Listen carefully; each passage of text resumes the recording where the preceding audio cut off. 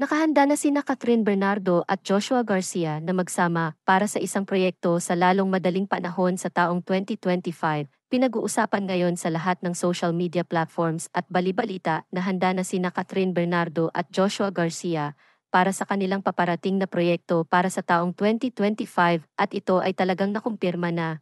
Ngunit ang proyektong ito na gagawin nila ay hindi pa confirmed kung ito ba ay movie o isang teleserye. Bagamat kumpirmado ang isyung ito tungkol sa pagtatambal ng dalawa sa isang proyekto, tuwang-tuwa ngayon ang mga tagahanga ng dalawa sa kung ano ang kanilang gagawin o pagtatambalang proyekto.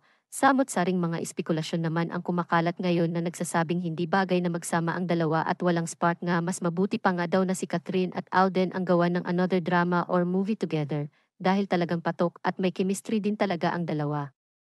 Nagiging maingay nga ngayon ang dalawa dahil sa kanilang paparating na proyektong pagtatambalan. Kahit na may hindi nagustuhan ang balitang ito dahil nga sa close nga itong si Joshua Garcia sa ex ni Catherine Bernardo na si Daniel Padilla. At parang hindi nga daw magandang tingnan kung magsasama ang dalawa, hindi nga daw ito kaaya-aya. Ngunit wala naman na ding magagawa ang mga netizens ngayon dahil ito nga ay kumpirmado na at mapapanood na nga din ito sa susunod na taon.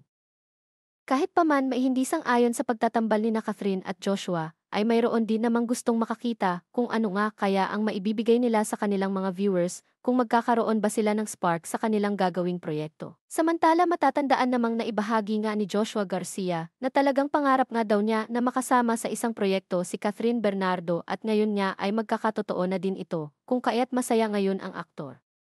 Wala pa namang dagdag na impormasyon patungkol sa kanilang pagtatambalan at lahat ay talagang nakaabang na din naman sa kanilang pagsasama on screen.